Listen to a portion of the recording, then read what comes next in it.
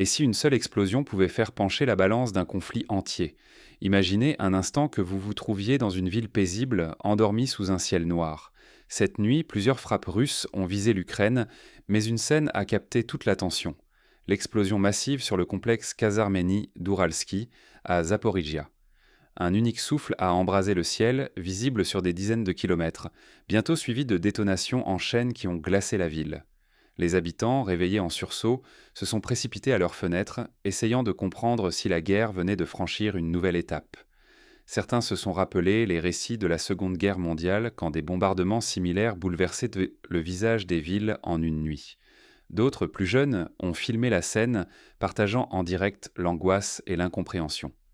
Pour les experts, il ne s'agit pas d'un incident isolé. Beaucoup parlent déjà de la pire perte logistique pour l'Ukraine depuis des mois. Stocks stratégiques, infrastructures vitales, tout a volé en éclats. Cet événement remet en question la capacité des forces ukrainiennes à tenir la ligne dans le sud. Pour comprendre l'ampleur de l'impact, il faut se souvenir qu'au cours de la guerre du Golfe, la destruction de quelques centres logistiques irakiens avait suffi à désorganiser toute l'armée ennemie, menant à une défaite rapide. Ici, le risque est similaire. L'Ukraine perd en une nuit ce qu'elle avait patiemment accumulé pendant des semaines, voire des mois. Derrière cette attaque se révèle une faille majeure, la centralisation des ressources. Ce qui devait offrir efficacité et sécurité s'est mué en point faible, exposé à une frappe de précision, dans une guerre où la moindre erreur coûte cher. L'histoire militaire est riche en exemples semblables. Pendant la campagne de Normandie, les Allemands avaient centralisé leurs réserves de carburant, ce qui permit aux Alliés, en détruisant quelques dépôts, de paralyser des divisions entières. De la même manière, la centralisation dans le complexe d'Uralski a offert une cible idéale pour une attaque chirurgicale. Sous-estimer ce coût, c'est refuser de voir comment un seul choix, une seule cible, peut bouleverser l'équilibre régional en une nuit. Chaque décision prise sur ce front pourrait, à tout instant, redéfinir la carte et les règles du conflit. Songez à la bataille de Stalingrad, où la perte d'une simple colline ou d'un entrepôt pouvait inverser la dynamique de l'ensemble du front. Aujourd'hui, ce sont les centres logistiques comme Uralski qui jouent pour ce rôle déterminant. Mais comment ce site, censé être protégé, a-t-il pu devenir une telle cible? Pour comprendre l'ampleur du choc, il faut revenir sur la chaîne d'événements qui a mené à cette nuit décisive. Plusieurs facteurs se sont conjugués. La confiance excessive dans la sécurité du site, une surveillance aérienne moins attentive ces dernières semaines et la focalisation des efforts sur d'autres points chauds du front. Une accumulation d'imprudence qui, combinée à la précision croissante des frappes adverses, a ouvert une brèche fatale. Pourquoi le complexe d'Uralski n'était-il pas qu'une base militaire ordinaire? Pour le saisir, il faut remonter à son passé et suivre sa métamorphose. Hérité de l'ère soviétique, ce site de Zaporijia a cessé d'être un simple terrain de garnison pour devenir, au fil des années, le centre vital du dispositif ukrainien dans le sud, un hub logistique, opérationnel, un cœur palpitant.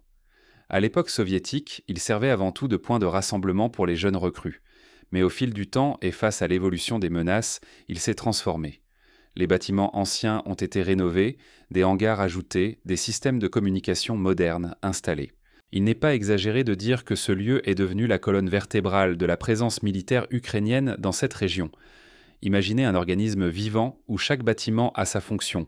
Ici, des soldats s'équipent avant de partir vers le front. Là, d'autres reviennent, épuisés, pour se soigner, se reposer, se réarmer. Des hangars résonnent du bruit des outils, réparant véhicules et blindés. D'autres abritent des stocks d'armes, de munitions, de drones et les équipes qui les préparent. Ce n'est plus une caserne, mais un centre nerveux, saturé de mouvements, où hommes, matériel et informations circulent sans relâche. Prenons l'exemple d'un matin ordinaire. Dans un hall, une unité reçoit ses ordres de mission, pendant que, dans un atelier voisin, des mécaniciens s'affairent à remettre en état un véhicule blindé endommagé la veille. Plus loin, un entrepôt regorge de caisses de munitions, soigneusement étiquetées et prêtes à être acheminées là où le besoin se fait sentir. L'activité ne s'arrête jamais. Uralski, c'était le passage obligé pour toutes les forces ukrainiennes qui traversaient la ligne entre Orikhiv et Poloï. Relève, rotation, préparation d'offensive, tout transitait par ce nœud stratégique. Il centralisait la gestion des ressources, la planification, l'approvisionnement, garantissant une coordination efficace, mais concentrant aussi tous les risques. En ce sens, ils fonctionnaient comme les anciennes villes-forteresses du Moyen Âge, véritables points d'appui dont la perte pouvait entraîner l'effondrement d'une province entière. Dans une guerre où la précision et la surveillance règnent, cette centralisation est devenue une faiblesse mortelle. Détruire ce hub, ce n'est pas simplement causer des pertes matérielles, c'est désorganiser la logistique, ralentir les rotations, briser le moral et affaiblir la capacité de réaction ukrainienne. Comme pendant la guerre de Corée, où la destruction de ponts logistiques avait mis des unités entières en péril, la perte d'Uralski provoque une onde de choc qui se propage bien au-delà de la simple zone d'impact. En quelques instants, ce site s'est passé du statut de bouclier à celui de talon d'Achille. Sous-estimer la valeur de ces hubs, c'est oublier que l'équilibre d'une armée moderne tient désormais à ces points névralgiques. Quand ils tombent, c'est toute la structure qui menace de s'effondrer. Les généraux de Napoléon redoutaient déjà la perte de leurs dépôts principaux. Aujourd'hui, le danger est démultiplié par la précision technologique. Mais ce n'est qu'en plongeant dans la nuit de l'attaque que l'on saisit pleinement le choc provoqué par la frappe. Que s'est-il vraiment passé, minute par minute, lors de cette nuit décisive? Une frappe improvisée ou l'aboutissement d'une stratégie patiemment élaborée? Derrière la violence spectaculaire de l'attaque nocturne contre le complexe Kazarménie d'Uralski, à Zaporijia, se révèle un degré de préparation et de précision rarement atteint dans la guerre contemporaine. Chaque cible à l'intérieur du site a été identifiée grâce à un travail de renseignement méticuleux, témoignant d'une connaissance intime du terrain et des mouvements adverses. Les analystes militaires évoquent des semaines, voire des mois, de collecte de données, d'analyse des horaires de rotation, de suivi des mouvements de camions et d'observation des variations lumineuses sur le site pour identifier les moments de vulnérabilité maximale. Ce n'est pas un hasard. Plusieurs vecteurs ont été utilisés pour frapper simultanément les points vitaux du dispositif ukrainien. En une seule nuit, des stocks de munitions, du matériel stratégique et des groupes entiers de soldats au repos ont été touchés. Les images satellites, diffusées le lendemain, montrent des cratères béants là où, la veille, les hangars étaient encore pleins. Le déchaînement d'explosions principales, suivi d'une série de détonations secondaires, illustre l'ampleur des dégâts. Ce ne sont pas seulement des bâtiments qui ont été détruits, mais l'ensemble d'un système logistique qui a vacillé. À titre de comparaison, la destruction du dépôt de munitions de Smederevo en Serbie pendant la Seconde Guerre mondiale avait paralysé toute la région. Ici, l'effet est similaire. La chaîne d'approvisionnement se retrouve coupée, les unités du front doivent attendre des livraisons qui n'arrivent plus, et les plans offensifs sont reportés. Pour la logistique ukrainienne, le choc est brutal. En quelques heures, la structure centralisée qui permettait rotation et ravitaillement a été brisée. Désormais, l'armée ukrainienne doit, dans l'urgence, improviser de nouveaux points d'appui, déplacer ses stocks, repenser ses routes avec, à chaque étape, la menace d'une nouvelle frappe chirurgicale planant au-dessus de chaque décision. Un colonel ukrainien, interrogé anonymement, a comparé la situation à un jeu d'échecs où toutes ces pièces majeures auraient été prises en un seul coup.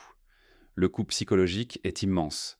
Ce raid remet en cause un principe fondamental, l'idée qu'il existe une zone arrière sûre, à l'abri du danger. Désormais, la frontière entre le front et l'arrière s'estompe. La peur s'infiltre même chez ceux qui, la veille encore, croyaient être à l'écart du feu. Les soldats, privés de leur sanctuaire, voient en moi leur morale s'effondrer. Les familles, à l'arrière, s'inquiètent, l'incertitude gagne les rangs. Ce sentiment de vulnérabilité généralisée rappelle la guerre du Vietnam, où aucune base américaine n'était à l'abri des attaques surprises. Cet événement met à nu la faille majeure du modèle ukrainien, la centralisation logistique. Ce qui apparaissait comme un atout, la concentration des ressources, des hommes et des équipements, devient une faiblesse fatale à l'ère de la guerre de précision. Ce qui hier faisait la force de la logistique se mue, en un instant, en talon d'Achille exposé à la surveillance et aux frappes coordonnées. L'histoire récente montre que des armées entières ont été défaites pour avoir négligé la nécessité de disperser leurs ressources. Désormais, la moindre erreur, le plus léger retard, la plus petite improvisation peuvent de coûter cher, en vies humaines, en matériel, en efficacité. La guerre moderne ne tolère plus aucune faille. Chaque minute d'hésitation se paie sur le terrain au prix fort. À titre d'exemple, lors de la guerre du Yom Kippour, quelques minutes de retard dans l'acheminement des munitions à la ligne Bar-Lev avaient failli entraîner la chute de toute la position. Mais cet assaut n'est-il qu'un revers isolé ou s'inscrit-il dans une stratégie de long terme ? Pour le comprendre, il faut analyser la logique globale de cette campagne et anticiper ses prochaines répercussions. Observons maintenant comment ce type d'attaque s'inscrit dans une séquence plus large et ce qu'il révèle des intentions stratégiques. Les prochains mouvements pourraient redéfinir tout l'équilibre du conflit. L'exemple du Donbass, où des frappes répétées sur les infrastructures ferroviaires ont fini par isoler des garnisons entières, laisse penser que la Russie adopte une approche systématique de démantèlement logistique. Quand chaque nuit peut se transformer en séisme stratégique, rien n'est plus à l'abri. L'attaque ciblée sur le complexe Kazarmeny d'Uralski, à Zaporijia, s'inscrit dans une série de frappes coordonnées qui balayent désormais toute l'Ukraine, redéfinissant la notion de sécurité à l'arrière du front. Des bases secondaires jusqu'ici inconnues du grand public sont désormais visées, signe d'un élargissement du champ d'action. Depuis plusieurs semaines, le rythme et la précision de ces frappes ne cessent d'augmenter. Bases logistiques, infrastructures énergétiques, nœuds ferroviaires, systèmes de défense aérienne, tout ce qui permet la mobilité et le soutien des troupes ukrainiennes devient vulnérable chaque nuit, chaque semaine. Rien n'est laissé au hasard. L'objectif, rendre chaque concentration ou transfert de force risqué, parfois même impossible. C'est une stratégie d'asphyxie progressive similaire à celle employée lors du siège de Leningrad, où la coupure des voies de ravitaillement avait failli précipiter la chute de la ville. La guerre moderne, telle qu'elle se joue ici, impose une vigilance absolue. Chaque mouvement, chaque regroupement significatif est détecté, exploité, frappé. Les Russes perfectionnent l'art de la saturation. Drones, missiles, leurres, attaques simultanées. Le but est simple, épuiser les stocks de missiles intercepteurs, ouvrir des brèches et frapper le cœur logistique pour désorganiser la rotation des unités, créer le chaos, affaiblir la chaîne de commandement. C'est une stratégie éprouvée lors de la campagne du Kosovo, où l'OTAN avait multiplié les frappes pour épuiser la défense adverse. L'effet domino s'installe. À chaque hub détruit, les solutions de repli se font plus rares. Répartir hommes et matériel devient un pari dangereux. La moindre erreur d'organisation peut coûter des semaines d'efforts. Pour l'armée ukrainienne, l'incertitude et la fatigue s'installent. Aucun point de rassemblement n'est définitivement sûr, chaque nuit peut tout faire basculer. Cela rappelle la situation de l'armée française lors de la campagne de France en 1940, où l'effondrement logistique avait accéléré la défaite. Le danger ultime plane ailleurs, si l'organisation n'évolue pas rapidement, la paralysie menace. Des divisions entières pourraient demain se retrouver isolées, sans munitions ni renforts, exposées à des pertes croissantes. La centralisation logistique devient une faiblesse mortelle, forçant l'armée à réinventer ses schémas pour ne pas être asphyxiée. Un général ukrainien aurait récemment déclaré « Nous avons le choix entre changer nos habitudes ou subir le même sort que tant d'armées avant nous ». Pour l'observateur attentif, chaque nuit réécrit le manuel de la guerre moderne. Aucun hub, aussi imposant soit-il, n'est hors de portée. Dans les semaines à venir, la différence se jouera sur la capacité d'adaptation, la rapidité de dispersion et la résilience des réseaux logistiques. Il ne suffit plus de reconstruire ce qui a été détruit. Il faut innover, anticiper, se projeter plusieurs coups à l'avance, comme dans une partie d'échecs où l'adversaire anticipe déjà vos prochains mouvements. Mais cette nouvelle donne ne se limite pas au front ukrainien. Elle impose aussi une réévaluation urgente des doctrines de défense et d'approvisionnement dans toute la région. La question n'est plus de savoir si, mais comment s'adapter à un champ de bataille où chaque nuit redéfinit les règles. D'autres pays, observant ce qui se passe en Ukraine, commencent déjà à disperser leurs stocks, à multiplier les points d'appui secondaires et à développer des systèmes de camouflage avancés. Centraliser ou disperser, c'est le dilemme qui hante chaque commandement, surtout quand un hub vital comme celui d'Uralski à Zaporijia vient d'être frappé. Regrouper ces forces offre un contrôle accru, une gestion rationalisée, des flux logistiques maîtrisés. Dans un complexe unique, tout circule plus vite. Ordre, hommes, munitions. La coordination gagne en force, les rotations se planifient à la minute près. C'est la logique qui a prévalu pendant des décennies et qui a permis à de nombreuses armées de remporter des victoires éclatantes, comme lors du débarquement en Normandie, où la centralisation a permis une coordination sans faille. Mais la centralisation, c'est aussi un piège.